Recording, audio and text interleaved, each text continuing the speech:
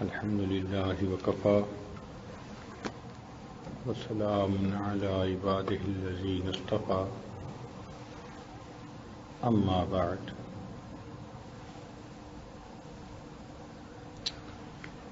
گزشتہ محفل میں یہ مضمون چل رہا تھا کہ حضرت ایوب علیہ السلام پر بہت امتحان آئے اور انہوں نے صبر کیا۔ اللہ رب العزت نے ان کو قرآن مجید میں نعم العبد کہا، جبکہ حضرت سلیمان علیہ السلام کو اللہ تعالی نے دنیا کے اندر انوکھی بادشاہی عطا فرمائی۔ انہوں نے اللہ تعالیٰ کا شکر ادا کیا تو اللہ تعالیٰ نے ان کو بھی نعم العبد کہا۔ تو معلوم ہوا کہ مومن اگر مشکل میں گرفتار ہو صبر کرے تو بھی نعم العبد ہے، اور اگر اللہ رب العزت کی نعمتوں میں پل رہا ہے اور اس کا شکر گزار بندہ بنے تو بھی نعم العبد ہے۔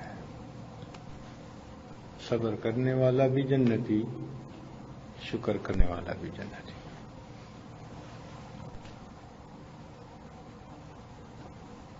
کہتے ہیں کہ یحییٰ بن اقسم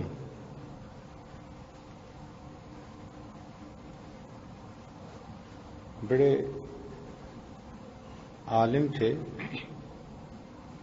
شکل کے بڑے انوکھے تھے، رنگ کالا تھا، ہونٹ موٹے تھے، دانت لمبے تھے، بہت ہی منحنی شخصیت تھی۔ قرآن مجید بہت اعلیٰ پڑھتے تھے، چنانچہ ان کے قرآن مجید سے خوش ہو کر ایک بہت خوبصورت نوجوان لڑکی نے اپنے آپ کو خدمت کے لیے پیش کیا، نکاح ہو گیا۔ اب دونوں میں دن اور رات کا فرق تھا، رنگ کا بھی، شخصیت کا بھی، مگر دل جڑے ہوں تو زندگی گزر جاتی ہے۔ ایک بیوی نے غسل کیا تو وہ اپنے بال سنوار رہی تھی، اس کے بال بھی بہت خوبصورت تھے۔ یہ باہر سے آئے، انہوں نے اپنی بیوی کو دیکھا تو یہ مسکرائے، تو بیوی ان کو دیکھ کر بولی کہ آپ بھی جنتی، میں بھی جنتی۔ یہ بڑے حیران ہوئے کہ اس کے پاس جنت کی ٹکٹ کہاں سے آ گئی، یہ تقسیم کر رہی ہے بیٹھی ہوئی کہ آپ بھی جنتی، میں بھی جنتی۔ تو انہوں نے بیوی سے پوچھا کہ بھئی وہ کیسے؟ اس نے کہا دیکھیں، آپ میری شکل دیکھتے ہیں تو خوش ہو کے اللہ کا شکر ادا کرتے ہیں، میں آپ کی طرف دیکھتی ہوں تو صبر کرتی ہوں۔ صبر کرنے والا بھی جنتی، شکر کرنے والا بھی جنتی۔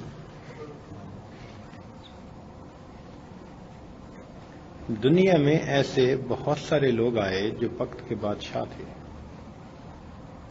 مگر وہ اللہ تعالیٰ کے شکر گزار بندے بنے اور ولایت کے مقامات کو پا گئے۔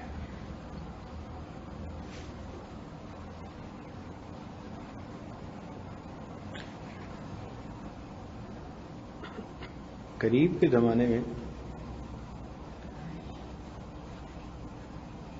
ایک بزرگ گزرے ہیں، قطب الدین بختیار کاکی رحمت اللہ علیہ۔ ان کے نام پر دہلی میں قطب مینار بنا ہوا ہے۔ وہ جو قطب مینار تھا وہ اپنے زمانے کا ایک ماسٹر پیس تھا کنسٹرکشن کا۔ اس عاجز کو دیکھنے کی سعادت ملی، اس کے بالکل قریب ہی خواجہ قطب الدین بختیار کاکی رحمۃ اللہ علیہ آرام فرما رہے ہیں۔ یہ نیک ماں باپ کے بیٹے تھے. ان کے ماں باپ اکثر آپس میں مشورہ کرتے رہتے تھے کہ بچے کی تربیت کیسے کریں. آج کل تو ماں باپ کو فرصت ہی نہیں ہوتی بچوں کے بارے میں سوچنے کی. اور کسی نے کہا کہ شادی سے پہلے بچوں کی تربیت کے بارے میں میرے 5 مختلف پلان بنے ہوئے تھے. جب شادی ہو گئی تو میرے 5 بچے ہیں مگر پلان ایک بھی نہیں ہے.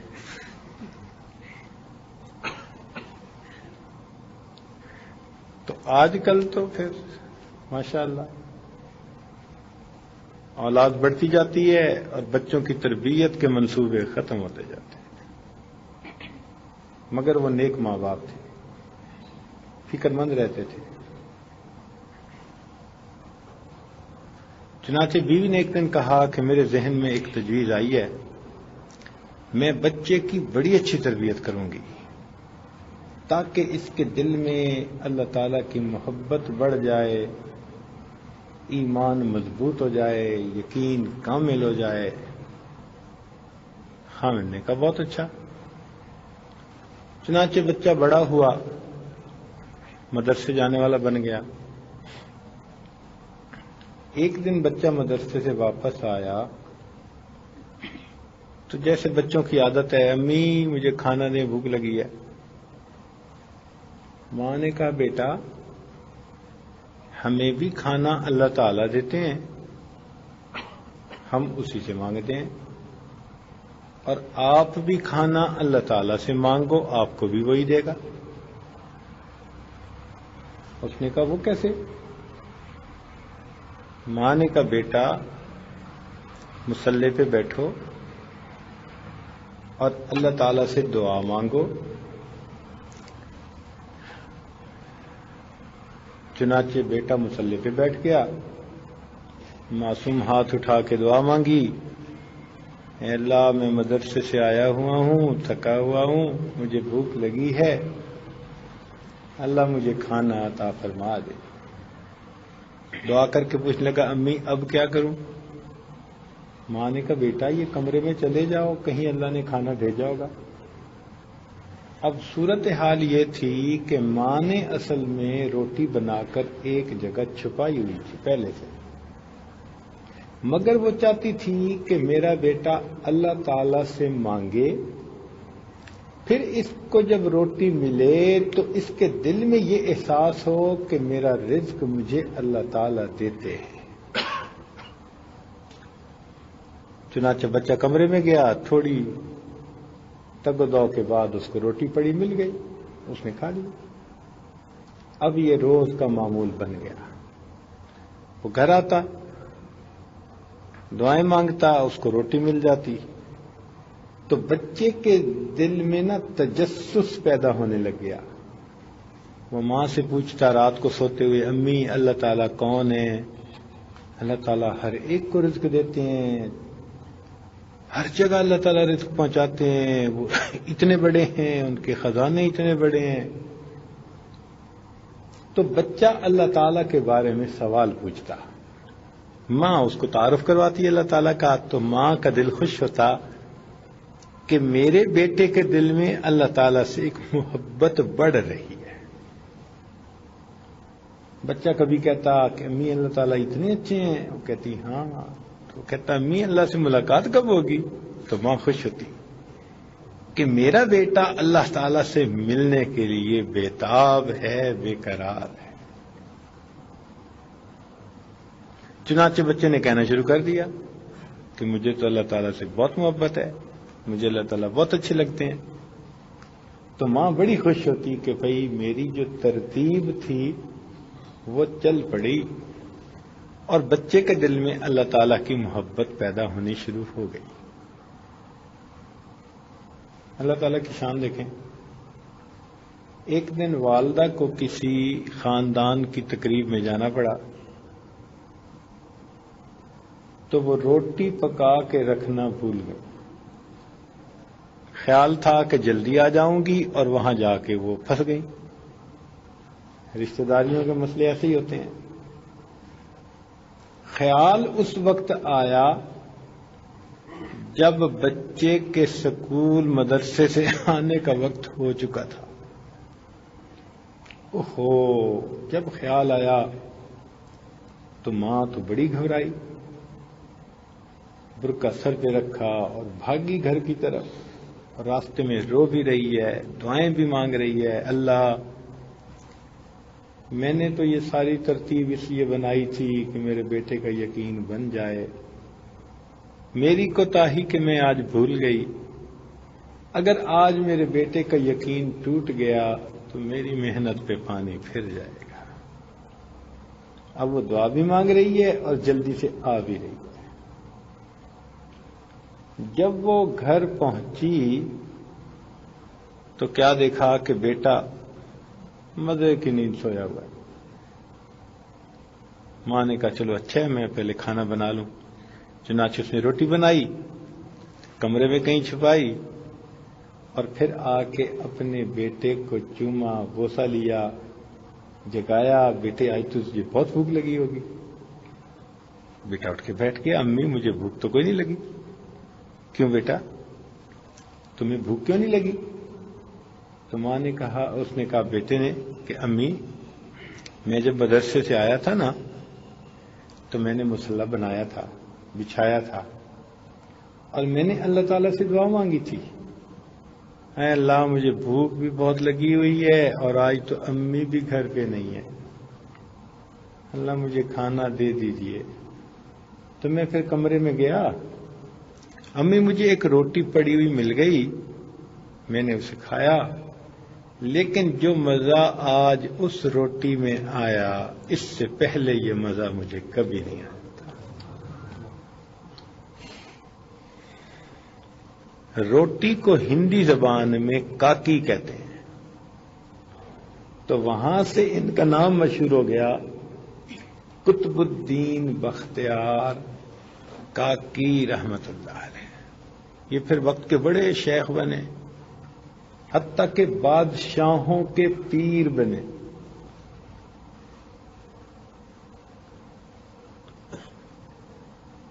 جب ان کی وفات ہوئی تو ان کا جنازہ ایک بہت بڑے قبرستان میں لایا گیا، بلکہ گراؤنڈ میں لایا گیا. لاکھوں کی تعداد میں لوگ وہاں جمع ہو گئے ان کا جنازہ پڑھنے کے لیے. عزیز طلباء، کچھ میت ایسے ہوتے ہیں کہ جنازہ پڑھنے والوں کی وجہ سے ان کو فائدہ ہو جاتا ہے. کچھ میت ایسے ہوتے ہیں کہ جنازہ پڑھنے والوں کی وجہ سے ان کو فائدہ ہو جاتا ہے. حدیث پاک میں ہے کہ 40 مومن جس کے جنازے میں شریک ہوں اللہ اس میت کے گناہوں کو معاف فرما دے. تو کچھ میت ایسے ہوتے ہیں کہ جن کا جنازہ پڑھنے والوں کی وجہ سے اس کا فائدہ ہو جاتا ہے، اور کچھ ایسے بھی ہوتے ہیں کہ جنازہ پڑھنے کی وجہ سے پڑھنے والوں کا فائدہ ہو جاتا ہے. پڑھنے والوں کا فائدہ ہو جاتا ہے. تو حضرت تو ان ہستیوں میں سے تھے. چنانچہ لوگ تو مور و ملخ کی طرح، چونٹیوں کی طرح اکٹھے ہو گئے. جب حضرت کا جنازہ رکھا گیا،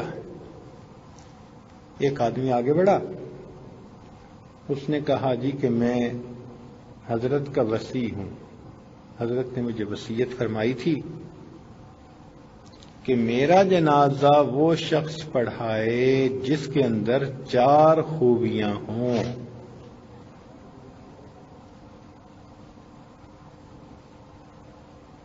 کون سی؟ پہلی خوبی کہ اس کی پوری زندگی میں کبھی بھی فرض نماز کی تکبیر اولیٰ قضا نہ ہوئی ہو. یا اللہ، پوری زندگی میں کبھی بھی تکبیر اولیٰ قضا نہ ہوئی ہو. اب اس میں شاگرد بھی فیل تو استاد بھی فیل، اور مرید بھی فیل تو پیر بھی فیل۔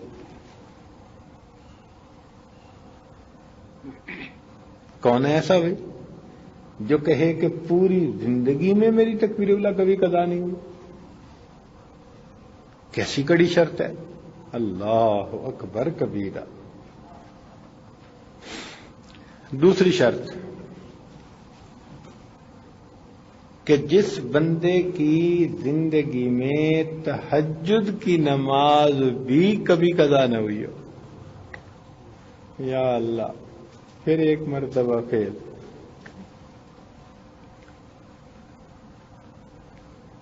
اور تیسری خوبی، اتنا عبادت گزار کہ اثر کی سنتیں بھی اس نے کبھی نہ چھوڑی ہوں، تیسری مرتبہ پھر فیل۔ اور چوتھی خوبی کہ پوری زندگی کبھی کسی غیر محرم پر غلط نظر بھی نہ پڑی ہو، چوتھی مرتبہ پھر فیل۔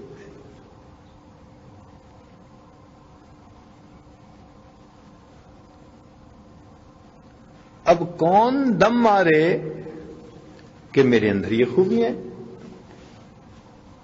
چاروں خوبیاں ایک وقت میں میرے اندر ہیں۔ اللہ اکبر!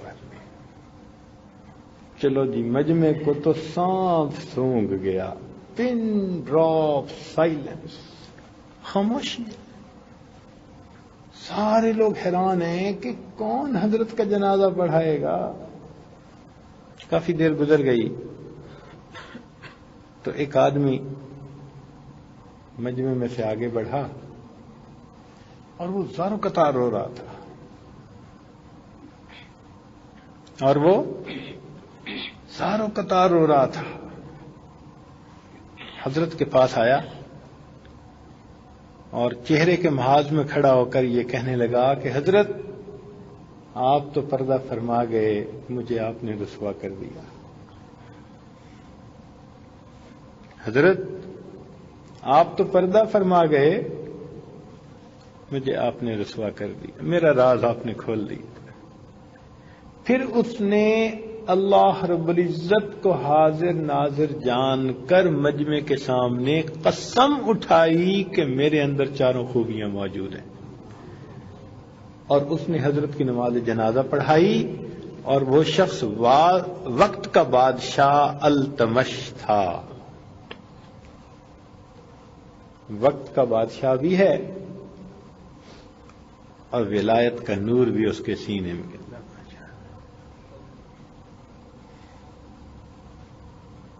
نرم بستروں پہ سو کر اس نے اپنے رب کو منا لیا۔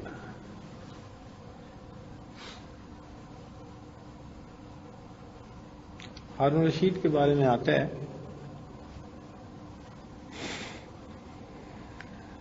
یہ بھی ایک نیک دل بادشاہ تھا۔ ہر رات میں 200 رکعت نماز پڑھا، نفل پڑھا کرتا تھا ہر رات میں۔ ہم نے تو ابھی 20 رکعت پڑھی ہے نا، تھک کے بیٹھ گئے ہیں، اب گھر جانے میں بھی دل چاہتا ہے کہ کوئی اٹھا کے لے جائے۔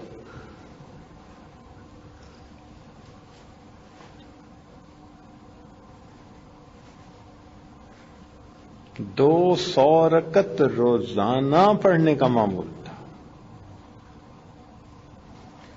اس کی بیوی زبیدہ خاتون اس سے بھی زیادہ نیک تھی، بہت نیک خاتون تھی۔ اس کے دل میں قرآن مجید سے بہت محبت تھی۔ چنانچہ میں نے پہلے ایک مجلس میں بتایا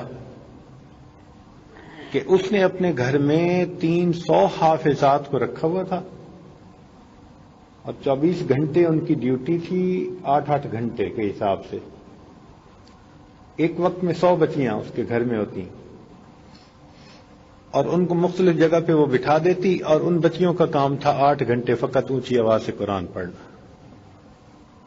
اس کا محل قرآن پاک کا گلشن بنا ہوتا تھا، جہاں بھی کوئی ہوتا اس کے کان میں اللہ کا قرآن پہنچ رہا ہوتا تھا۔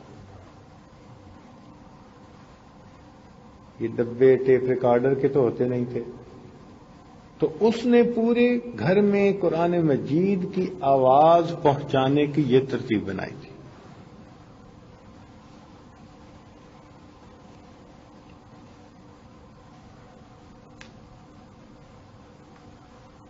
دونوں میاں بیوی نیک تھے۔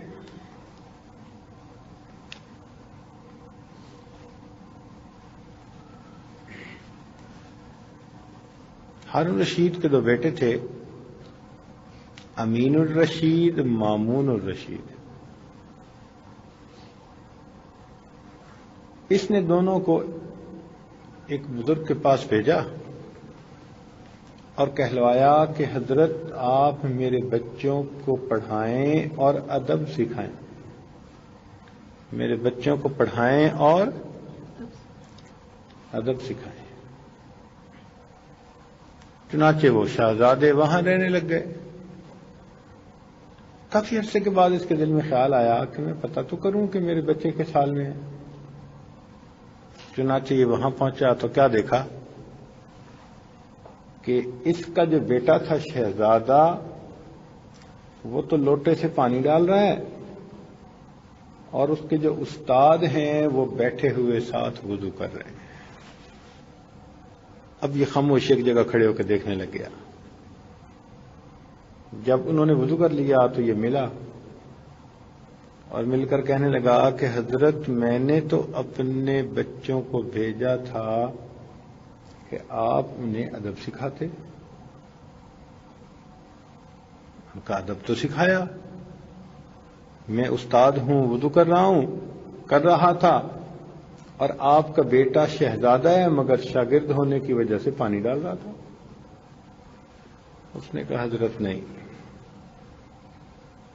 مجھے مزہ تو تب آتا کہ جب میرا بیٹا ایک ہاتھ سے پانی ڈالتا اور دوسرے ہاتھ سے آپ کے پاؤں کو مل مل کے دھو رہا ہوتا۔ ایک وقت تھا کہ وقت کے بادشاہوں میں بھی یہ تمنا ہوتی تھی کہ ہماری اولاد ایسی ادب والی بنے۔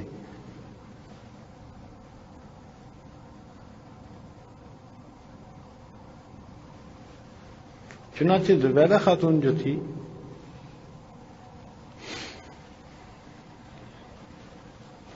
اس نے ایک مرتبہ ہارون رشید سے کہا کہ میں نے سنا ہے کہ عراق سے مکہ مکرمہ جب جاتے ہیں تو راستے میں ایک علاقہ ہے جو ربع خالی کہلاتا ہے۔ وہ علاقہ جزیرہ عرب کا چوتھا حصہ بنتا ہے۔ کتنا بنتا ہے؟ تاکہ آپ ذرا جاگیں نا، بولیں۔ چوتھا حصہ، چوتھائی بنتا ہے۔ اس چوتھائی کی وجہ سے اس کو ربع کہلاتا ہے۔ اور خالی اس لیے کہتے ہیں کہ وہاں پر بالکل پانی کا نام و نشان نہیں ہے، نہ پینے کو پانی نہ جینے کو پانی، لہذا وہاں نہ انسان نہ حیوان نہ چرند نہ پرند نہ نباتات نہ جمادات، کچھ بھی نہیں۔ وہ بواد غیر ذی زرع کی مانند ہے۔ جب حاجی لوگ حج کے لیے روانہ ہوتے تو اس زمانے میں تو حج اونٹوں پہ گھوڑوں پہ ہوتا تھا، 2 مہینے لگ جاتے تھے سفر کرتے ہوئے۔ تو جب قافلہ اس کے درمیان سے گزرتا نا ربع خالی میں سے، تو ان کو اپنی ہر ضرورت کا پانی اپنے ساتھ اٹھانا پڑتا۔ اب اگر کسی کو 20 دن لگنے ہوں ایک علاقے میں اور صبح شام کا سارا پانی بھی ساتھ اٹھانا پڑے تو ہمارا سامان تو ہوگا 20 کلو اور ماشاء اللہ پانی ہوگا 2000 کلو۔ اس لیے کہ دن میں ہم نمازیں تو 5 پڑھتے ہیں، بیت اللہ میں تو 5 دفعہ آتے ہیں، تو بیت الخلاء میں کتنی دفعہ جاتے ہیں؟ ماشاء اللہ 10 دفعہ ہیں، اللہ کے گھر میں 5 دفعہ اور بیت الخلاء میں 10 دفعہ، الا ماشاء اللہ۔ وضو کا پانی، طہارت کا پانی، پینے کا پانی، جانوروں کے پینے کا پانی، ضرورت غسل کا پانی، اللہ اکبر۔ تو ہوتا کیا، اتنا پانی بھی ساتھ لے جانا پڑتا، اور اگر کسی غلطی کی وجہ سے پانی ضائع ہو جاتا یا ختم ہو جاتا تو پھر اگر 6 دن بھی راستے میں مزید ہیں تو 6 دن انسان جانور سب کے سب پیاسے رہتے۔ اللہ اکبر۔ چنانچہ کتنے لوگ ایسے تھے وہ فوت ہو جاتے، جانور مر جاتے۔ حج کے لیے جانا کوئی آسان کام نہیں تھا۔ کتنے لوگ تھے جن پر حج فرض ہو گیا مگر سفر کی مشقت کی وجہ سے وہ ہمت ہی نہیں کرتے تھے جانے کی۔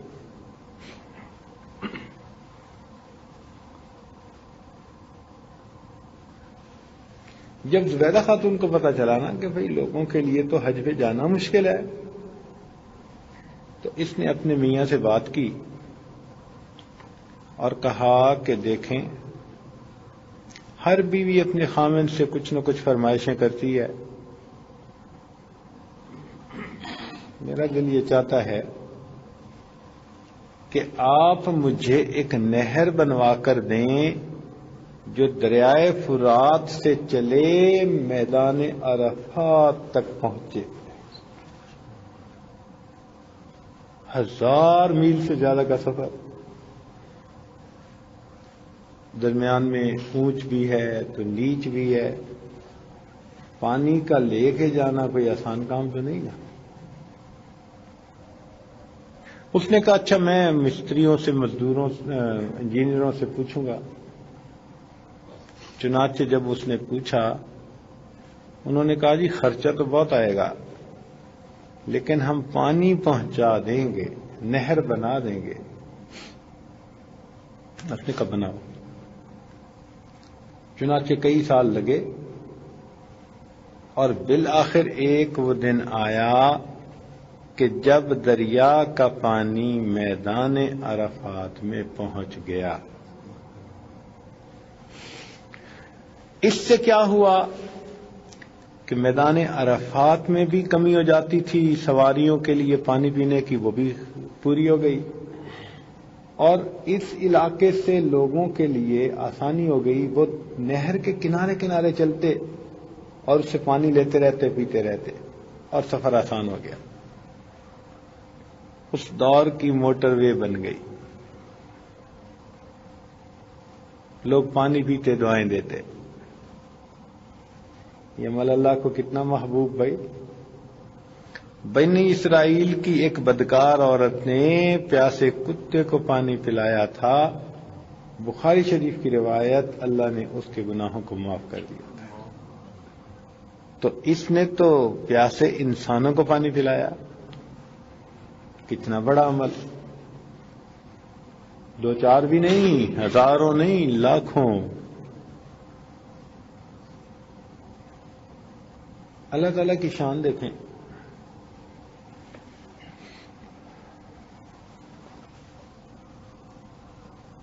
زبیدہ خاتون دریا کے کنارے بیٹھی تھی، ایک منشی آیا جو خزانے کا اکاؤنٹنٹ تھا اس زمانے کا۔ اس نے آ کے کہا جی کہ آپ نے حکم دیا تھا نہر بنانے کا، تو یہ دیکھیں کہ 17 لاکھ سونے کی اشرفیاں اس پر خرچ ہوئی ہیں۔ 17 لاکھ سونے کی اشرفیاں اس پر خرچ ہوئی ہیں، اتنی لاگت آئی ہے۔ اور یہ میں حساب لے کے آیا ہوں۔ اس نے اس سے رجسٹر لیا اور دریا میں ڈال دیا. اس نے کہا ملکہ صاحبہ یہ کیا کیا؟ کہنے لگی میں اس حساب کو اللہ کی رضا کے لیے قیامت کے حساب کی خاطر دریا میں ڈال دی. میں حساب نہیں لیتی، میرے دل کی تمنا ہے اللہ قیامت کے دن مجھ سے بھی حساب نہ لے. خیر اللہ کی شان، فوت ہو گئی. اپنے وقت پہ تو ہر بندے نے جانا ہی ہوتا ہے. فوت ہو گئی. خواب میں کسی کو نظر آئی. اس نے پوچھا زبیدہ کیا بنا؟ کہنے لگی بس اللہ تعالیٰ کی رحمت ہو گئی، اللہ تعالیٰ نے مجھے مغفرت کر دی، جنت میں جگہ عطا کر دی. اس نے کہا ہاں تمہیں تو جنت ملنی تھی، تم نے تو اتنا زبردست کام کیا تھا، نہر بنوائی، لاکھوں انسانوں کا بھلا، ایسا فلاحی کام، ایسا صدقہ جاریہ آپ نے چھوڑا، تو آپ کی تو مغفرت ہونی تھی. کہنے لگی نہیں نہیں نہیں، اس کی وجہ سے مغفرت کوئی نہیں ہوئی. اس نے کہا ہے اس کی وجہ سے مغفرت نہیں ہوئی؟ کہنے لگی نہیں، اللہ تعالیٰ کے سامنے وہ عمل پیش کیا گیا کہ جی اس نے یہ نہر بنوائی، تو اللہ تعالیٰ نے فرمایا کہ اس نہر بنوانے پر اس کا کیا لگا؟ اس کے ہونٹ لے، خزانے کا پیسہ لگا، مزدوروں کا پسینہ بہا. مجھے کوئی وہ عمل دکھاؤ جس عمل میں اس نے میری خاطر کوئی مشقت اٹھائی ہو، کوئی تکلیف اٹھائی. کہنے لگی میں تو گھبرا گئی، میں تو ملکہ تھی، فرسٹ لیڈی تھی ملک کی، ناز نعمت کی پلنے والی، میں نے تو کبھی تنکے کو دورہ بھی نہیں کیا تھا، ایسی آسائش کی زندگی تھی. اور اللہ تعالیٰ فرماتے ہیں کہ کوئی ایسا کام جس میں اس نے میری خاطر کوئی مشقت اٹھائی ہو. تو کہنے لگی کہ بس میں تو گھبرا گئی. مگر اللہ تعالیٰ کی رحمت متوجہ ہوئی اور اللہ تعالیٰ نے ارشاد فرمایا کہ ہاں ایک عمل اس کا ہمارے پاس ہے. کتنے عمل ہیں؟ کیونکہ آپ لوگ اب سنتے سنتے سن ہوتے جا رہے ہیں.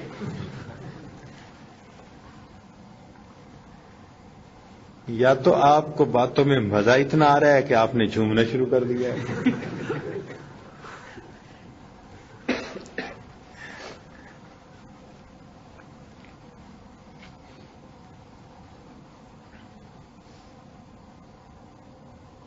تو فرمایا کہ مجھے تو ایسا عمل دکھاؤ کہ جس عمل میں اس نے میری خاطر مشقت اٹھائی ہو. میں تو گھبرا گئی. اللہ تعالیٰ کی رحمت متوجہ ہوئی، ارشاد فرمایا کہ ہاں ایک عمل اس کا ہے، اس نے میری خاطر تکلیف اٹھائی تھی. کون سا عمل؟ فرمایا کہ ایک مرتبہ اس کو بھوک لگی ہوئی تھی اور یہ بیٹھی کھانا کھا رہی تھی. کھانا کھانے کے دوران اس نے لقمہ لیا کہ منہ میں ڈالے، ابھی درمیان میں تھا کہ ادھر سے مسجد سے اللہ اکبر کی آواز اذان شروع ہو گئی. جیسے ہی اس نے اذان کی آواز سنی نا اللہ اکبر، تو اس نے محسوس کیا کہ میرے سر پہ دوپٹہ پورا نہیں. دوپٹہ کئی مرتبہ ذرا پیچھے سرک جاتا ہے نا، تو اس نے لقمے کو نیچے رکھا، پہلے دوپٹے سے سر کو ڈھانپا میرے نام کے ادب کی وجہ سے، اور اس کے بعد روٹی کا لقمہ کھایا. یہ جو لقمہ کھانے میں تھوڑی دیر کی تاخیر ہوئی، یہ اس نے میرے نام کے ادب کی وجہ سے کی، اس ادب کی وجہ سے میں نے اس کے سب گناہوں کو معاف فرما دیا۔ عزیز طلباء، ادب بڑی نعمت ہے، ادب بڑی نعمت ہے۔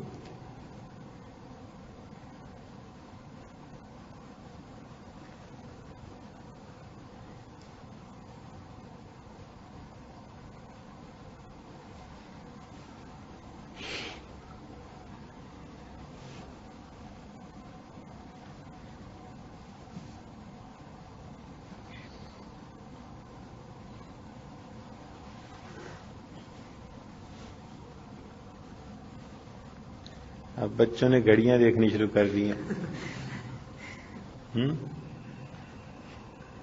کیوں جی، بس کر دیتے ہیں، کیا کریں۔ کہیں دعا ہو رہی تھی نا، تو لوگ تو دعا مانگ رہے تھے، اللہ جنت عطا فرما دے اور اپنا قرب عطا فرما دے، اور وہ لمبی ہو گئی تو ایک کہہ رہا تھا اللہ دعا ختم فرما دے۔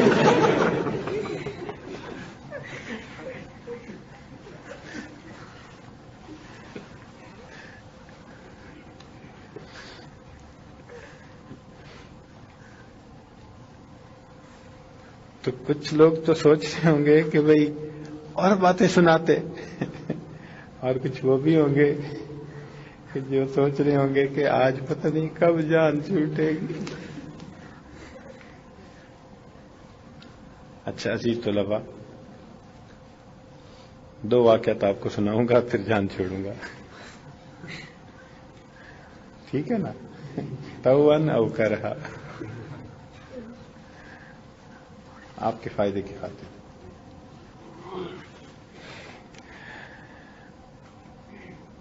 ہارون رشید کے زمانے میں ایک بزرگ تھے، ان کا نام تھا بہلول دانا رحمت اللہ علیہ۔ کیا نام تھا؟ بہلول دانا رحمت اللہ۔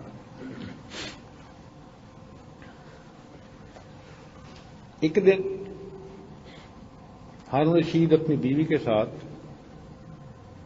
دریا کے کنارے چل رہا تھا۔ اس زمانے میں جو بادشاہ اپنے گھر بناتے تھے نا، میں نے دیکھے ہیں،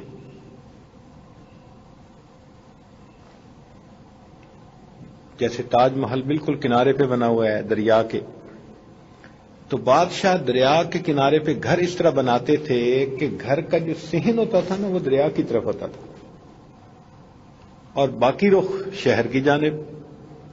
تو لوگ آتے اور دربار سے ہو کے جاتے، اور جب بادشاہ اپنے گھر میں آتا تو کبھی اہل خانہ کے ساتھ، اگر اس کی طبیعت چاہتی کہ میں تھوڑی دیر ریلیکس کروں، آرام کروں، تو وہ صحن میں سے دروازہ کھلتا تھا اور آگے دریا آتا تھا۔ تو گویا وہ دریا کے کنارے تھوڑی دیر ٹہل لیتے تھے، چہل قدمی کر لیتے تھے۔ یہ اس زمانے کی آؤٹنگ ہوتی تھی، کیونکہ بادشاہ اس کا باہر تو نکل نہیں سکتا تھا کہیں، اور ویسے بھی شریف لوگ جو ہیں ان کا دل یہ تو نہیں چاہتا کہ وہ بیویوں کو لے کے سڑکوں پہ جائیں۔ شرفاء کی عادت تو یہی ہوتی ہے کہ اپنے گھروں میں ہی خوش ہوتے ہیں۔ آج کل نئے دور میں نا بڑے شہروں میں، دنیا بڑے شہر کہتی ہے، وہاں روز کا جو ہے نا دستور بن گیا ہے۔ عام لوگ تو کیا، ماشاء اللہ دیندار لوگ بھی، آؤ بیوی چلیں، نہ کہیں جہاں میں اماں ملی، جو اماں ملی تو کہاں ملی ہے، میرے جرم خانہ خراب کو کہاں پہ ہے، اس کریم بار میں ہے، کبھی کہیں تو کبھی کہیں۔ شام کا کھانا ہی باہر کھاتے ہیں، آئس کریم باہر کھا کے آتے ہیں، فلاں چیز باہر کھا کے آتے ہیں۔ اور خدا کے بندو، یہ اولیاء کا دستور ہے کہیں؟ ہاں کوئی گلشن ہے کہیں اس میں کبھی چلے جانا وہ اور بات ہوتی ہے، مگر آئس کریم کھانے اور فلاں کھانے اور اس طرح یہ تو کافروں کی عادت ہے اور کافروں کا طور طریقہ ہے، مومنوں کا تو طور طریقہ کہیں نہیں ہے۔ بیویوں کو لے کے باہر نکل جانا، بھئی بیوی کے ساتھ وقت گزارو، جتنا گزار رہے ہو اسے ڈبل گزارو، گھر میں گزارو، باہر سے چیزیں گھر لاؤ، گھر بیٹھ کے کھاؤ۔ تو بعض لوگوں کو عادت ہوتی ہے باہر کھانے کی، یہ بھی ایک نا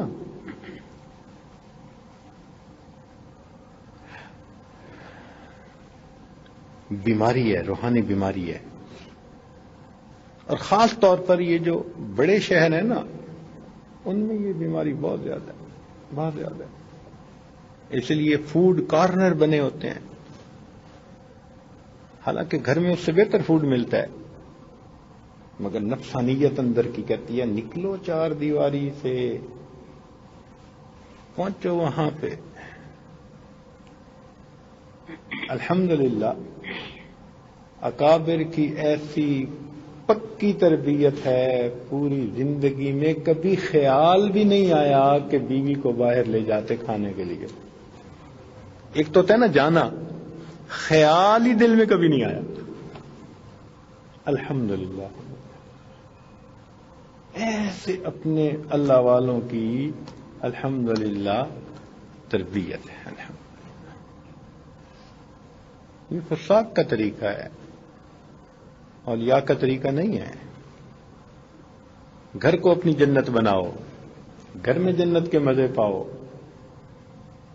یہ تو بے پردہ قسم کی عورتیں ہوتی ہیں جو خاوندوں کو کہتی ہیں کہ ہم تو تنگ آ گئی ہیں، چار دیواری میں آزادی چاہیے، پھر بن سنور کے خوشبوئیں لگا کے نکلتی ہیں۔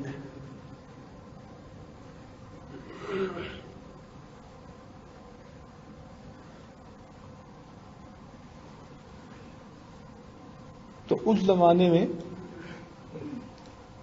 ہارون رشید اور اس کی بیوی اپنے ہی گھر کے بیک سائڈ پہ چہل قدمی کر رہے تھے، آگے نکل گئے۔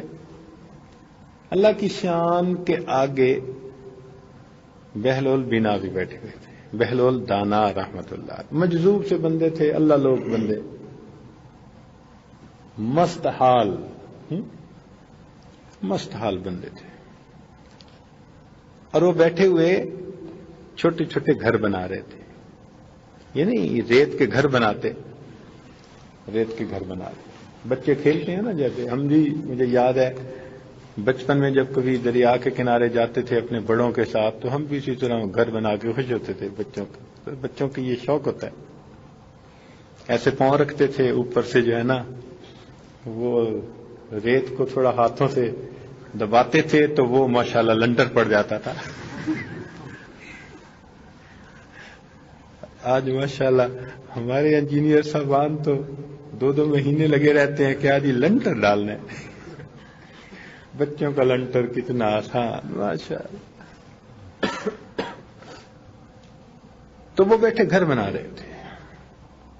خیر ہارون رشید آگے گزرا، السلام علیکم۔ وعلیکم السلام۔ بہلول کیا کر رہے ہو؟ اس نے کہا گھر بنا رہا ہوں۔ کیوں؟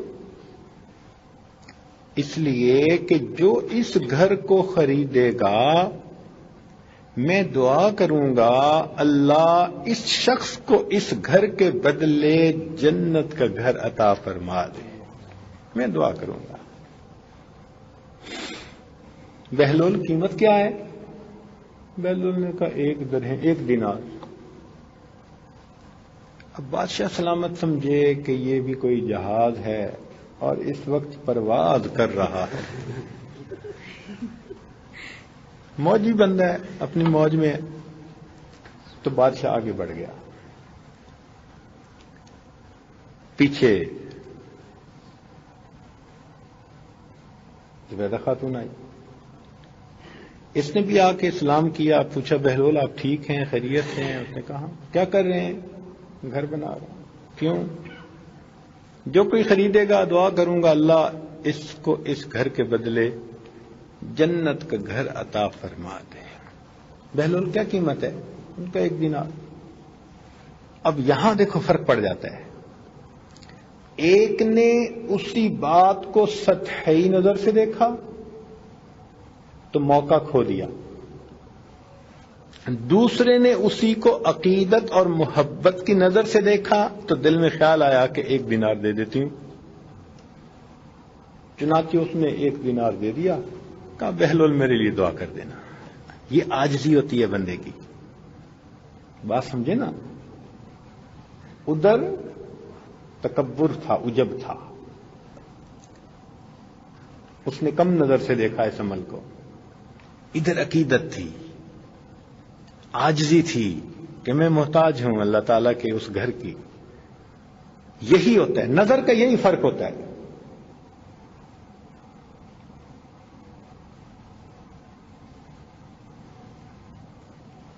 جو پہلی نظر سے دیکھتے ہیں وہ بڑے محروم ہوتے ہیں، اور جو اس نظر سے دیکھتے ہیں وہ ہمیشہ پا جاتے ہیں. چلے گئے میاں بیوی، رات ہو گئی، گھر گئے، سو گئے. اب ہارون رشید نے رات خواب دیکھا کہ جیسے جنت کے گھر ہیں اور وہ ان کی سیر کر رہا ہے. جنت کے گھر بھی ماشاءاللہ اتنے اونچے ہوں گے، اور شیشے کے بنے ہوئے، اور سرخ یاقوت کے بنے ہوئے، اور ایک ہیرے کے بے جوڑ بنے ہوئے. واہ میرے مولا، ہیرے کا گھر کہیں جوڑ ہی نہیں ہوگا ایسا گھر. میرے اللہ، سبحان اللہ. کئی گھر ہوں گے سونے کی اینٹ، چاندی کی اینٹ، اور مشک کا سیمنٹ لگا ہوگا. یا میرے اللہ، اتنا سا مشک پڑا ہو کہیں تو کیا خوشبو ہوتی ہے. تو جس گھر کے اینٹیں مشک سے جڑی ہوئی ہوں وہ گھر کیا ہوگا. اس نے دیکھا جنت کی سکائی لائن کو تو حیران ہو گیا. ایک سرخ یاقوت کا محل بنا ہوا ہے اور اس پر موٹا سا سائن لگا ہوا ہے زبیدہ خاتون. تو ہارون رشید کے دل میں خیال آیا کہ یہ میری بیوی کا مکان ہے، میں ذرا دیکھو تو صحیح. چنانچہ یہ دروازے پر پہنچا. جیسے ہی اس میں داخل ہونا چاہا تو وہاں پر ایک سیکیورٹی والا فرشتہ موجود. اس نے کہا جناب کیوں؟ پروو یور آئیڈینٹی، شناخت. اس نے کہا میں اس کا حامل ہوں. اس نے کہا جی اس جہان کا دستور یہ ہے کہ جس کا نام اس کو داخل، آپ نہیں جا سکتے.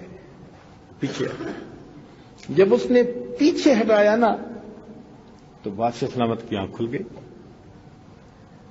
اب بڑا افسوس دل میں، 2 طرح سے. ایک افسوس تو یہ کہ میں نے موقع گنوا دیا، اور اس سے بڑھ کر افسوس کہ بیوی مجھ سے عقل مند نکلی. یہ بھی خاندوں کے لیے بڑی مصیبت ہوتی ہے. بیویاں عقل مند ہوں، خاوند بیچارے ساری عمر اسی کوشش میں لگے رہتے ہیں کہ میں ثابت کروں نہیں میں زیادہ عقل مند ہوں. اللہ کی شان. اب اس کو دوہری مصیبت ہے. میں بھی موقع گنوا بیٹھا، مگر چلو میرے ساتھ وہ بھی گنوا بیٹھتی تو کوئی بات نہیں تھی. وہ موقع اویل کر گئی. اصل تو یہ تھی نا اندر ہے. اب بڑا افسوس، نیند نہ آئے. یہ تو جنت کا مکان لے گئی اور میں محروم رہا. خیر اگلا دن ہوا، اس کا دربار میں بھی دل نہ لگا. بہت پریشان کہ بھئی میں نے بہت بڑا بلنڈر کمٹ کر لیا. پھر اس کے ذہن میں خیال آیا کہ اچھا اگر آج بیٹھا ہوا ہوگا نا بہلول تو آج تو میں بھی ایک مکان کا سودا ضرور کروں گا، ایک مکان کی ڈیل ضرور کرنی ہے. چنانچہ اگلے دن جناب جلدی گیا چہل قدمی کرنے کے لیے، مگر نام چہل قدمی کا تھا، نگاہیں بہلول کو ڈھونڈ رہی تھی کہیں نظر آ جائے. اللہ تعالیٰ کی شان کہ کہیں بیٹھا بہلول پھر اسی طرح اپنے گھر بنا رہا تھا. اب تیزی سے گیا اس کے پاس. السلام علیکم. کہا وعلیکم السلام.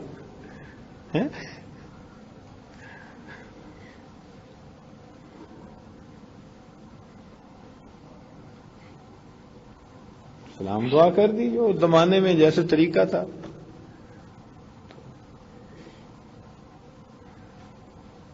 اس سے حال حوال پوچھا, سنگے جوڑ دے. اس نے بھی آگے کہا ہوگا ٹول خدے.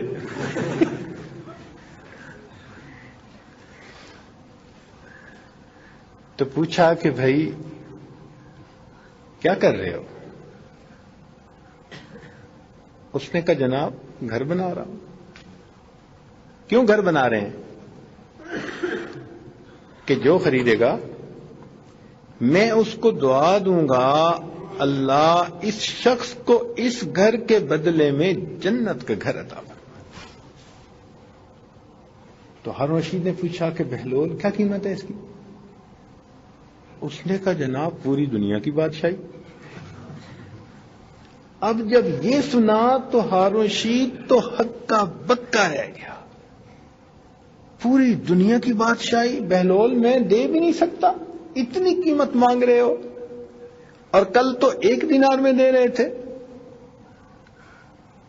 بہلول نے آگے سے جواب دیا کہ بادشاہ سلامت, کل سودا بن دیکھا تھا, آج سودا دیکھا ہوا ہے. بن دیکھے کی قیمت اور ہوتی ہے اور دیکھے ہوئے کی قیمت. یہی ایمان جو ہے نا انسان کا, اس کی قیمت ہے.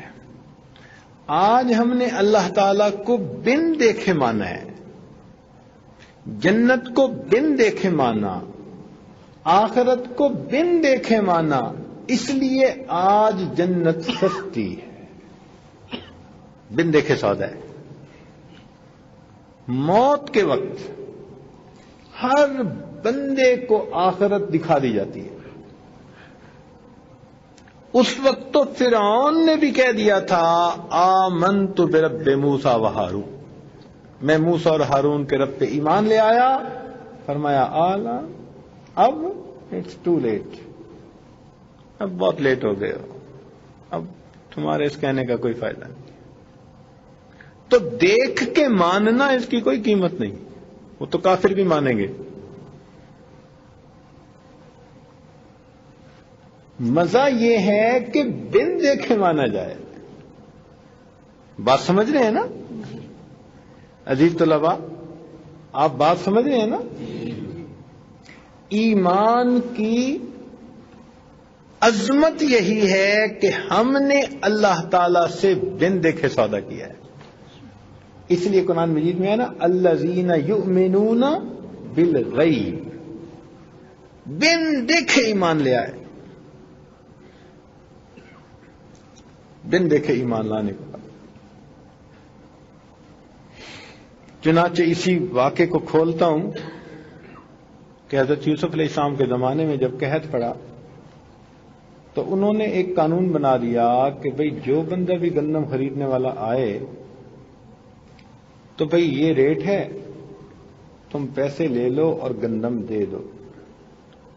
اور جو بندہ آ کر کہے جی میرے پاس پیسے نہیں, مجھے گندم چاہیے, مجھے اسپیشل فیور چاہیے, میں محتاج ہوں, میں مستحق ہوں, تو حضرت یوسف علیہ السلام نے فرمایا اسے میرے پاس بھیج دینا, میں خود دیکھوں گا کہ کتنا دینا ہے.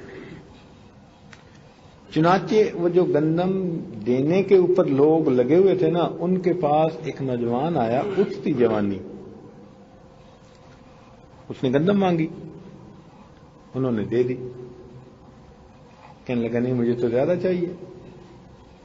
ان کا بھئی اگر آپ کو زیادہ چاہیے نا وہ یوسف علیہ السلام کے پاس جاؤ, ان کے اختیار میں ہے, وہ جس کو جتنی چاہیں گندم دے دیں.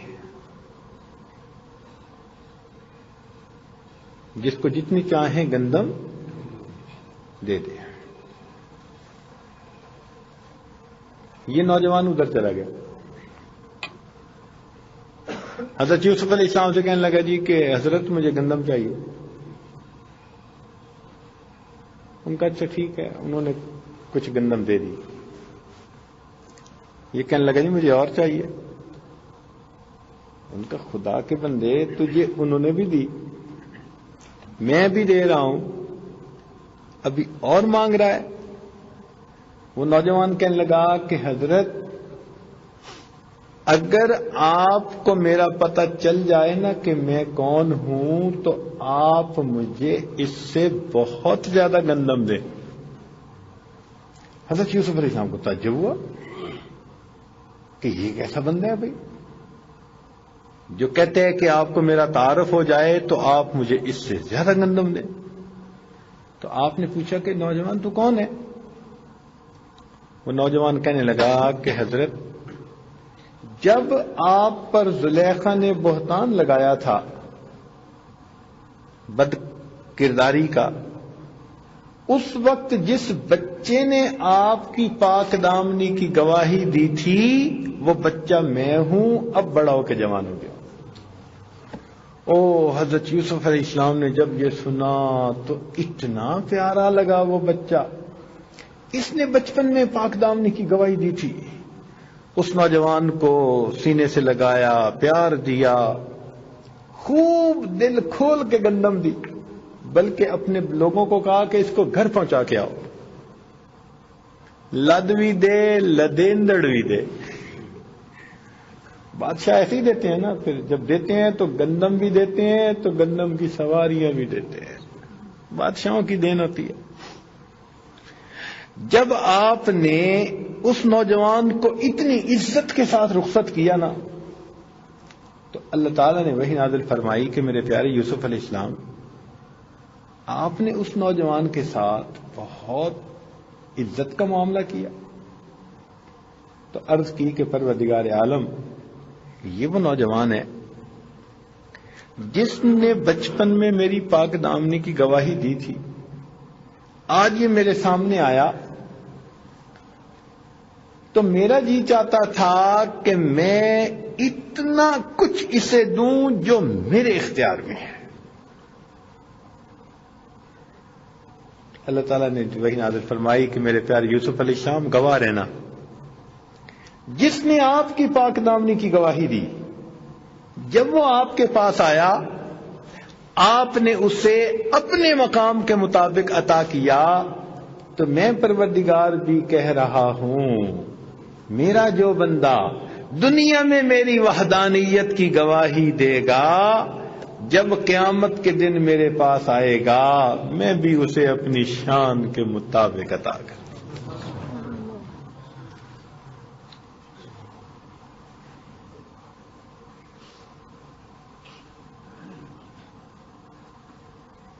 ایک مرتبہ ہارون رشید اپنے نہ کسی ضروری کام میں بیٹھا ہوا تھا اور ملک کے جو وڈیرے تھے وہ بھی آئے ہوئے تھے. اس دور کے جو امراء ہوتے تھے, اس دور کے جو پارلیمنٹ ممبر ہوتے تھے وہ بھی اس کے پاس بیٹھے, اور کوئی بہت ہی قومی یعنی سطح کا مسئلہ تھا. بہت سوچ رہے تھے, فکر مند تھے اس مسئلے کا کیا حل کریں کیا کریں. اللہ کی شان اوپر سے بہلول آ پہنچا, اور بہلول کی عادت تھی کہ جب یہ آتا تھا نا تو پھر خوب ٹکا کے نصیحت کر کے جاتا تھا. تو بہلول نے آتے ہی کہا السلام علیکم. وعلیکم السلام. پھر شروع ہو گیا بادشاہ سلامت, کسی پہ ظلم نہ کرنا,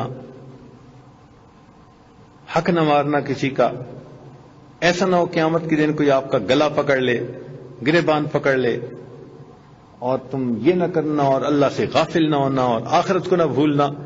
اس نے تو جی ٹکا کے ڈانٹ پھلائی نا بادشاہ کو.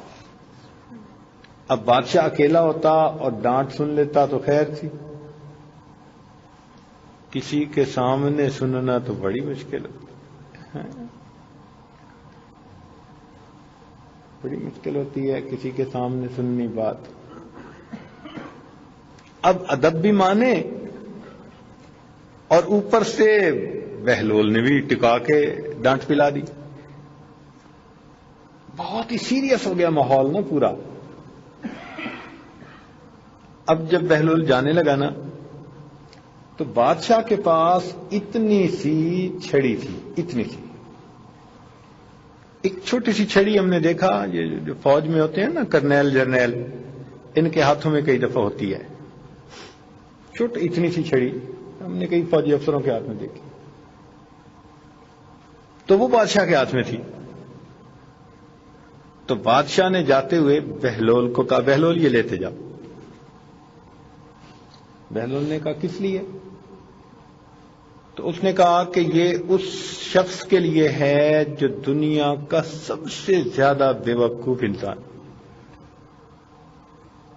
بہلول نے اپنی گدڑی میں ڈال، جب وہ نکل گیا نا تو جتنے ممبر بیٹھے ہوئے تھے سارے ہنس پڑے کہ بادشاہ نے بڑا سوفسٹیکیٹڈ مذاق کیا اس کے ساتھ، واقعی پاگل سا بندہ ہے، دنیا کا سب سے زیادہ بے وقوف انسان یہی ہے۔ بات آئی گئی ہو گئی۔ اللہ تعالیٰ کی شان دیکھیں، کچھ سال گزرے، بادشاہ بیمار ہو گیا۔ بادشاہ کو حکیموں نے بتا دیا کہ جی آپ کو لا علاج بیماری ہے، جیسے پہلے زمانے میں ٹی بی کا علاج نہیں ہوتا تھا، یہ لا علاج مرض ہوتی تھی ایک دفعہ، جیسے آج کل کے زمانے میں کینسر کا علاج لا علاج مرض ہے، HIV پازیٹو لا علاج، اس زمانے میں ٹی بی بھی لا علاج تھی۔ تو کوئی ایسی بیماری تھی جس کا علاج نہیں تھا، ڈاکٹروں نے جواب دے دیا۔ ہارون رشید گھر پہ رہا، لوگ بھی ملنے آنے لگے، اللہ اکبر کبیرہ، واہ میرے مولا، ایک وقت ہوتا ہے کہ اللہ شاہی دے دیتا ہے، اور ایک وقت ہوتا ہے کہ اللہ سب لے کے بندے کو دنیا سے روانہ کر رہا ہے۔ آنا دیکھا کرو یا نہ دیکھا کرو، جانا ضرور دیکھا کرو۔ بات سمجھ آ رہی نا؟ ہاں، لوگ ہمیشہ لوگوں کا آنا دیکھتے ہیں، جانا نہیں دیکھتے۔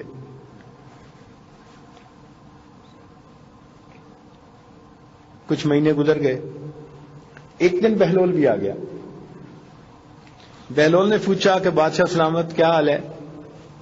بادشاہ نے کہا کہ بس میں بیمار ہوں، لا علاج مرض ہے، کمزور ہوتا جا رہا ہوں، لگتا ہے میرا اگلا سفر قریب ہے۔ جب اس نے اگلے سفر کا نام لیا نا تو بہلول نے پوائنٹ پک کر لیا۔ بہلول کہنے لگا کہ بادشاہ سلامت، آپ دنیا میں جب بھی سفر پہ نکلتے تھے تو سفر پہ نکلنے سے پہلے آپ ہمیشہ ایک گروپ بھیجتے تھے سروے کرنے والوں کا، ایک ٹیم بھیجتے تھے، سرویئر ٹیم، کہ آپ جیسی عظیم ہستی کا فلاں جگہ جانا شایان شان بھی ہے یا نہیں، ورتھ اٹ ہے یا نہیں۔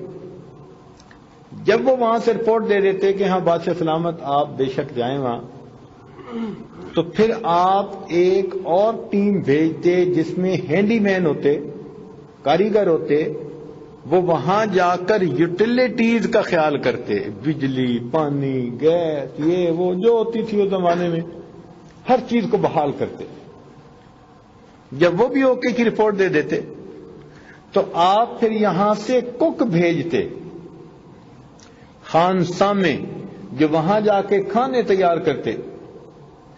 جب وہ بھی کہہ دیتے کہ جی اب کھانے بھی تیار ہیں آپ کے لیے، تو پھر آپ سیکیورٹی کی ایک جماعت بناتے اور وہ سیکورٹی والے آپ کو وہاں لے جاتے اور بحفاظت واپس لے آتے۔ بادشاہ نے کہا بہلول، بادشاہوں کا یہی طریقہ ہے سفر کرنے کا۔ تو بہلول نے پوچھا کہ بادشاہ سلامت، اگر بادشاہوں کے سفر کا یہی طریقہ ہے اور ایک سفر ابھی بھی آپ کو درپیش ہے آگے کا، تو بتائیں کہ آپ نے سروے کرنے والی ٹیم کو بھیج دیا قبر کا سروے کرنے کے لیے؟ اس نے کہا نہیں۔ اچھا آپ نے وہ جو یوٹیلیٹیز کا کام کرنے والے ہوتے ہیں ان کو بھیج دیا؟ کوئی قبر میں بجلی کا کنیکشن، کوئی ایئر کنڈیشنر کی ڈکٹنگ، کوئی فوم کا گدا، کوئی ارینجمنٹ؟ اس نے کہا نہیں۔ اچھا آپ نے وہ خانسامے وغیرہ بھیج دیے جو آپ کے وہاں کھانے دانے کا خیال کریں گے؟ اس نے کہا نہیں۔ اچھا آپ نے وہ جو سیکیورٹی والے ہوتے ہیں وہ اکٹھے کر لیے جو آپ کے ساتھ قبر میں جائیں گے اور وہاں کی تکلیفوں سے آپ کو بچائیں گے؟ اس نے کہا نہیں۔ جب بادشاہ نے چاروں سوالوں پہ کہا نا نہیں نہیں نہیں نہیں، تو اس وقت بہلول نے اپنی گدڑی سے وہ چھڑی نکالی اور کہا بادشاہ سلامت، برائے مہربانی اس کو قبول فرمائیں، میری نظر میں پوری دنیا میں آپ سے بڑا بے وقوف کوئی انسان نہیں۔ 10 کلومیٹر کا سفر تو اتنے جھنجٹ، اب ہمیشہ کا سفر اور تیاری کوئی نہیں، اسی کو تو بے وقوف کہتے ہیں۔ تو عزیز طلباء بات تو ایسی ہے نا، ہم نے اس دنیا میں 150 سال رہنے ہیں تو کتنے جھنجٹ اس دنیا کے لیے پھرتے ہیں، اور قیامت کے بعد ہم نے آخرت میں ہمیشہ ہمیشہ رہنا ہے، ہمیشہ ہمیشہ۔ سمجھانے کے لیے لکھا ہے رائی کا دانہ بہت چھوٹا سا ہوتا ہے، مرغی کے بچوں کو کھلاتے ہیں، بہت ہی چھوٹا سا۔ اگر زمین اور آسمان کے درمیان جتنا خلا ہے یہ رائی کے دانوں سے بھر دیا جائے، ٹوٹل کروڑوں میل کا فاصلہ، اربوں میل کا فاصلہ، یہ سارا اگر رائی کے دانوں سے بھر دیا جائے، ایک پرندہ 1000 سال کے بعد ایک دانہ کھائے، پھر 1000 سال کے بعد دوسرا دانہ کھائے، پھر 1000 سال کے بعد تیسرا دانہ کھائے، ایک وقت آئے گا یہ زمین و آسمان کے درمیان خلا کے سب دانے ختم ہو جائیں گے، آخرت کی زندگی کبھی ختم نہیں۔ ہم اس آخرت کی زندگی کو بھول جاتے ہیں اور یہ دنیا میں چند سال کی زندگی کے پیچھے برباد ہو جاتے ہیں۔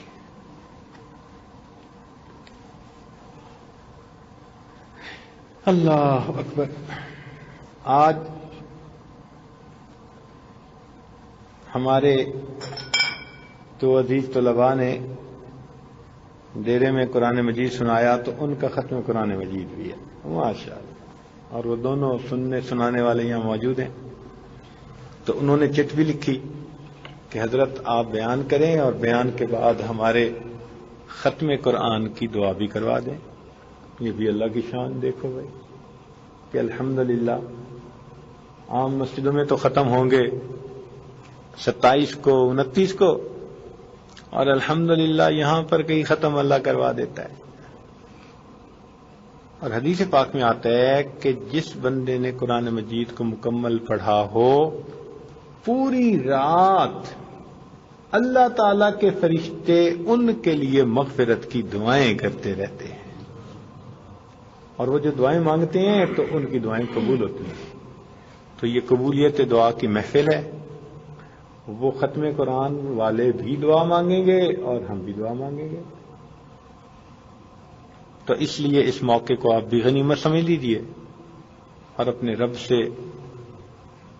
اپنی زندگی کی نیک مرادیں مانگ لیجیے تھوڑی دیر مراقبہ کر لیں، پھر دعا مانگتے ہیں۔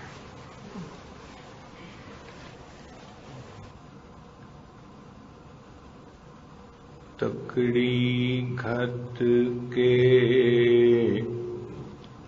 تول نہ ماہی،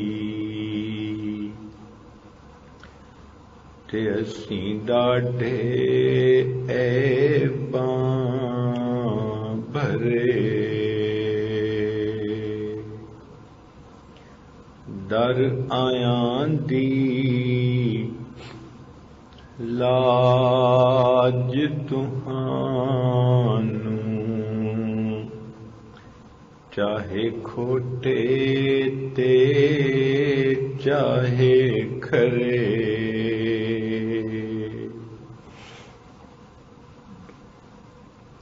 در آیاں دی لاج تہانوں، تے نہ کرو پرے پرے، غلام فریدا پلے عیب ہزاراں،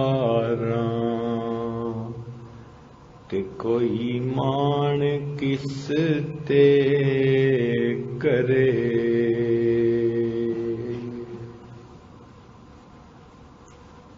نہ میں سوہنی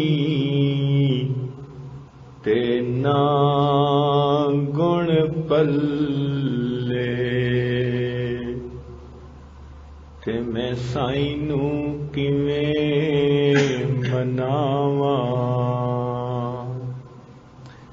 چارے لڑ میرے چکڑاں لتھڑے، تے میں کیڑا مل مل دھوواں، صابن تھوڑا تے میل گھنیری، تے میں بے پتنا تے رواں، غلام فریدا کوئی وس نہ چلدا، تے میں ہنجواں دے ہار پروواں۔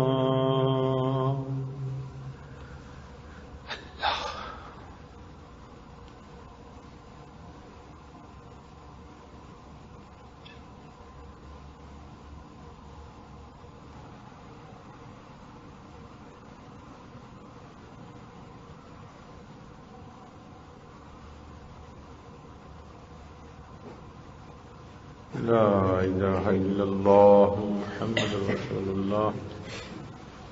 دعا کیجیے۔